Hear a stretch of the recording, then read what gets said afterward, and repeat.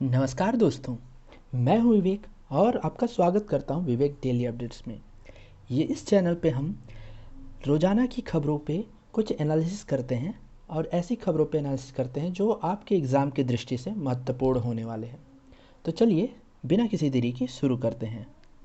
सबसे पहली खबर निकल के सामने आ रही है कि हाल ही में नेपाल के विदेश मंत्री द्वारा गोरखा सैनिकों की सैन्य सेवाओं में से संबंधित सन 1947 में नेपाल, भारत और ब्रिटेन के बीच हुए त्रिपक्षीय समझौते को उन्होंने निरर्थक बता दिया है। अब ये गोरखा सैनिकों संबंधित समझौते के बारे में कुछ जान लेते हैं कि आखिर इसे उन्होंने निरर्थक क्यों बनाया। तो वर्ष 1814-16 में हुए एंग्लो नेपाली युद्ध के पश्चात, कब हुआ था वो, 1814 से 16 के बीच में, वर्ष 1815 में अंग्रेजों द्वारा सेना में गोरखा सैनिकों की भर्ती करने का फैसला लिया गया। वर्ष 1947 में भारत की आज़ादी के समय ब्रिटिश सेना में गोरखा सैनिकों की 10 रेजिमेंट्स थीं और इस बंटवारे को लेकर ब्रिटेन, भारत, नेपाल के मध्य त्रिपक्षीय समझौता हुआ था और इस समझौते के तहत ब्रिटिश साम्राज्य की गोरखा रेजिमेंट को भारत और यूनाइटेड किंगडम के बीच बांट दिया गया और इसमें यह भी आश्वासन दिया गया कि गोरखा सैनिकों को दोनों सेनाओं में भारतीय और ब्रिटिश सैनिकों की तरह ही वेतन, भत्ते, सुविधाएं और पेंशन भी दी जाएंगी। अब वर्तमान विवाद के कारण क्या है दोस्तों? तो पिछले कुछ समय से सेवानिवृत्त गोरखा सैनिक ब्रिटेन पर उनके भेदभाव करने का आरोप लगा रहे हैं और हाल ही में जैसा कि न्यूज़ में आप लोगों ने देखा कि नेपाल भारत के काला पानी वाले क्षेत्र को अपने मानचित्र में अपने देश की सीमा के अंदर उसको दर्शा रहा था। इसकी वजह से नेपाल भारत क्षेत्रीय विवाद के चलते भारतीय सेना में सेवारत गोरखाओं के संदर्भ में नेपाल द्वारा प्रमुखता से आपत्ति को उठाया गया है। अब नेपाल द्वारा क्या कदम उठाए गए? तो नेपाल द्वारा गोरखा सैनिकों के सुरक्षित भविष्य के लिए यूनाइटेड किंगडम से 1947 के समझौते की समीक्षा करने के लिए उन्होंने पत्र लिखा है और इसके अतिरिक्त नेपाल वर्ष 1947 में किए गए इस समझौते को समाप्त करने की भी योजना बना रहा है। अब ब्रिटिश सेना में गोरखा सैनिक क्या है? तो ब्रिटिश सेना में वर्तमान में गोरखाओं की संख्या लगभग 3% है तथा वर्ष 2015 में गोरखाओं के ब्रिटिश सेना में 200 वर्ष पूरे हो गए। ब्रिटिश सेना में गोरखाओं को खूंखार और वफादार के रूप में जाना जाता है तथा उच्च सम्मान भी दिया जाता है। सेना में गोरखाओं को इन्फेंट्री मतलब कि पैदल सेना के अलावा इंजीनियरिंग कोर तथा लॉजिस्टिक भी कोर में भी भर्ती किया जाता है।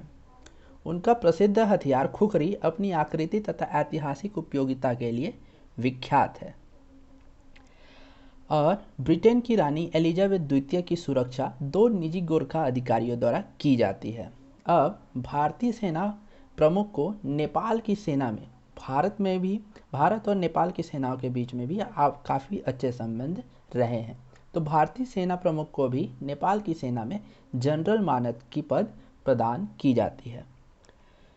बढ़ते हैं अगली खबर की तरफ कि इलेक्ट्रॉनिक्स और सूचना प्रौद्योगिकी मंत्रालय, जिसको हम मिट्टी भी कहते हैं, ministry of electronics and information technology, की इलेक्ट्रॉनिक्स विनिर्माण के लिए उत्पादन से संबद्ध प्रोत्साहन योजना के अंतर्गत मोबाइल फ़ोन और अन्य इलेक्ट्रॉनिक कलपुर्जों के निर्माण के संबंध में सैमसंग, पेगाट्रॉन, फ्लैक्स और फॉक्सकॉन जैसी वैश्विक इलेक्ट्रॉनिक दिग्गज सरकार के साथ वार्ता अंतिम चरण में है। अब उत्पाद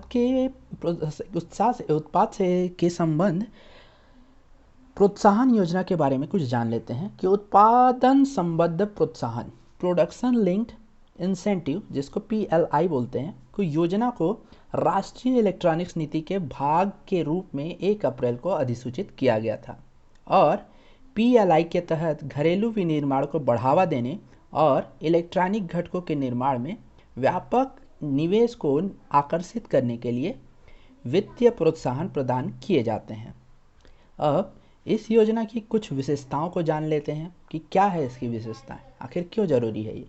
तो इस योजना के तहत भारत में निर्मित और लक्षित क्षेत्रों में शामिल वस्तुओं की वृद्धिशील बिक्री, मतलब उस आधार वर्ष में उसकी वस्तुओं की वृद्धिशील बिक्री पर पात्र कंपनियों को 5 वर्ष की अवधि के लिए 4 से 6% तक की प्रोत्साहन राशि प्रदान की जाएगी। और प्रोत्साहन राशि की गणना के लिए वित्तीय वर्ष 2019-20 को आधार वर्ष माना जाएगा। और इस योजना के तहत आवेदन करने के लिए शुरुआत में 4 महीनों का समय दिया जाएगा और इसके बाद में इसे बढ़ाया जाएगा। इस योजना का कार्यान्वयन एक नोडल एजेंसी के माध्यम से किया जाएगा और ये नोडल एजेंसी एक परियोजना प्रबंधन एजेंसी या फिर प्रोजेक्ट मैनेजमेंट एजेंसी, जिसको शॉर्ट में पीएमए बोला जाता है, के रूप में कार्य करेगी और समय समय पर मिटी द्वारा सौंपे गए सचिवीय प्रबंधकीय और कार्यान्वयन सहायता प्रदान करने में का कार्य ये करेगी। अब इसके लिए पात्रता क्या है दोस्तों? तो योजना के अनुसार 15,000 रुपये अथवा उससे अधिक मूल्य के मोबाइल फ़ोन बनाने वाली कंपनियों को इस प्रकार की बिक्री में निर्मित सभी मोबाइल फ़ोन की बिक्री पर 6% तक की प्रोत्साहन राशि दी जाएगी। मतलब ये प्रोत्साहन राशि सरकार की तरफ से उन कंपनियों को दिया जाएगा, कुल लागत का 6%। और इसके लिए पात्रता होना चाहिए कि वो मिनिमम 15,000 या फिर उसके ऊपर के मोबाइल फ़ोन इंडिया के अंदर बनाएं। और इसी श्रेणी में भारतीय नागरिकों के स्वामित्व में मोबाइल फ़ोन बनाने वाली कंपनियों को अगले 4 वर्षों में 200 करोड़ रुपए की प्रोत्साहन राशि भी दी जाएगी। अब इसके निवेश के प्रकार और इस प्रकार की योजनाओं की आवश्यकता क्या है? तो इस क्षेत्र में पर्याप्त अवसंरचना, घरेलू आपूर्ति श्रृंखला और लॉजिस्टिक उच्च वित्तीय लागत, ऊर्जा की अपर्याप्त आपूर्ति, सीमित डिजाइन क्षमताएं और उद्योग द्वारा अनुसंधान एवं विकास पर अपेक्षाकृत का व्यय और कौशल विकास में कमी के कारण लगभग 8.5 से 11% तक का नुकसान होता है और इसी की भरपाई के लिए ये योजना लागू की गई है। अतः भारत को electronic system design and manufacturing ESDM में एक वैश्विक केंद्र के रूप में विकसित करने के लिए देश में मुख्य कलपुर्जे विकसित करने और विश्व स्तर पर प्रतिस्पर्धा करने के लिए उद्योगों को अनुकूल वातावरण के निर्माण करना और प्रोत्साहित करना बहुत ही आवश्यक हो गया है। तभी हम इस क्षेत्र में वैश्विक स्तर पे मुकाबला कर सकते हैं और आत्मनिर्भर भारत की ओर एक कदम और बढ़ा सकते हैं। अब अगली बड़ी खबर है नेशनल ट्रांजिट पास सिस्टम, जिसको NTPS कहा जाता है। और ये NTPS क्या है, इसके बारे में थोड़ा सा देख लेते हैं। तो national transit pass system timber, बांस और अन्य वन उपजों के लिए एक ऑनलाइन पारगमन पास जारी करने का प्रणाली है। इसे हाल ही में केंद्रीय पर्यावरण मंत्रालय द्वारा आरंभ किया गया। प्रारंभ में नेशनल ट्रांजिट पास सिस्टम को प्रायोगिक परियोजना के रूप में मध्य प्रदेश और तेलंगाना में शुरू किया जाएगा। अब इसकी क्रियाविधि क्या है कि इसके लिए आवेदक को सिस्टम में पंजीकरण कराना होता है। उसके बाद ट्रांजिट पास के लिए आवेदन किया जा सकता है। ऑनलाइन आवेदन संबंधी रेंज के वन कार्यालय में चला जाता है। इसके पश्चात राज्य विशिष्ट प्रक्रियानुसार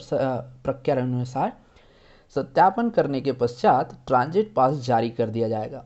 आवेदक को पास जारी होने पर संदेश भेजा जाएगा और ये पारगमन पास को डाउनलोड कर सकता है। अब इसका महत्व क्या है? तो यह प्रणाली ट्रांजिट पास जारी करने की प्रक्रिया तेजी से लाएगी। मतलब जो पहले काफ़ी लंबा समय लेता था पास जारी करने का, अब वो तेज़ी से हो जाएगा।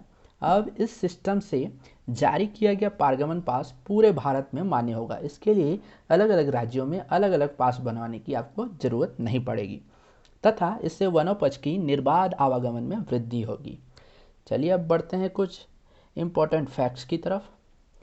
तो स्मार्ट इंडिया हैकाथॉन 2020, हैकाथॉन का नाम आपने काफ़ी न्यूज़ चैनल में सुन रखा होगा। तो हैकाथॉन एक राष्ट्रव्यापी पहल है जो छात्रों की दैनिक जीवन में आने वाली कुछ दबावपूर्ण समस्याओं को हल करने हेतु एक मंच प्रदान करता है और इस प्रकार नवाचार की संस्कृति तथा समस्याओं से निपटने की मानसिकता विकसित करता है। स्मार्ट इंडिया हैकाथॉन का पहला संस्करण 2017 में आयोजित किया गया था। अब यह हैकाथॉन मानव संसाधन विकास मंत्रालय MHRD और अखिल भारतीय तकनीकी शिक्षा परिषद AICTE, परसिस्टेंट सिस्टम और I4C द्वारा संयुक्त रूप से आयोजित की जाती रही है। अब आगे बढ़ते हैं, जिसमें है भारत एयर फाइबर सेवाएं।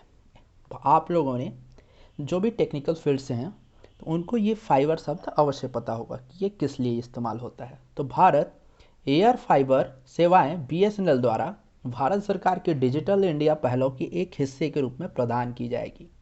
इसका लक्ष्य BSNL की अवस्थिति में 20 किलोमीटर के दायरे में वायरलेस कनेक्टिविटी उपलब्ध कराना है और इस प्रकार दूर दराज के स्थान के ग्राहक भी इससे लाभान्वित हो सकेंगे, क्योंकि टेलीकॉम इंफ्रास्ट्रक्चर पार्टनर्स, जिसको TIPS बोलते हैं, उसकी सहायता से BSNL सबसे सस्ती सेवाएं उपलब्ध कराती हैं।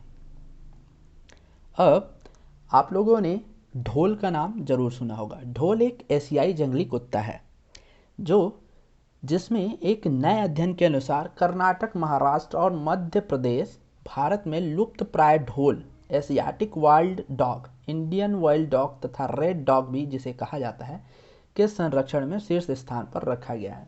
ढोल दक्षिण और दक्षिण पूर्व एशिया के उष्ण कटिबंधीय क्षेत्रों में पाया जाने वाला एक मांसाहारी जानवर है और इसे IUCN की स्थिति में इंडेंजर्ड की सूची में इसे स्थान दिया गया है और साइट्स की इसकी स्थिति है परिशिष्ट सेकंड में सूचीबद्ध और वन्य जीवन अधिनियम की अनुसूची द्वितीय में इसको अधिसूचित किया गया है। अधिकांश क्षेत्रों में ढोल प्रजाति के कुत्तों की संख्या कम हो रही है, जिसका मुख्य कारण इनके आवासों को नष्ट होना, शिकार की कमी, घरेलू कुत्तों की बीमारी का संचरण और अन्य प्रजातियों के साथ प्रतिस्पर्धा इसकी मुख्य समस्याएं रही हैं। अब देख लेते हैं छत्तीसगढ़ की कुछ मुख्य खबरों की ओर कि मुख्यमंत्री भूपेश बघेल जी ने ट्वीट करके ये जानकारी दी है कि प्रदेश में बेरोजगारी दर अब 5% से अधिक घट चुकी है। CMI के आंकड़ों के हिसाब से देखें तो ये पहले जो 14.4% से थी, अब ये 9% पे आके रुक गई है और कोरोना काल में भी रोजगार के अवसर इन्होंने बढ़ाए हैं, जिसकी वजह से इन्हें ये उपलब्धि प्राप्त हुई है। तो आज के लिए बस इतना ही। वीडियो के देखने के लिए धन्यवाद और अगर आपको ये वीडियो अच्छा लगा हो तो प्लीज़ लाइक करें, शेयर करें और सब्सक्राइब करें और इसके बाद बेल आइकॉन दबाना ना भूलें।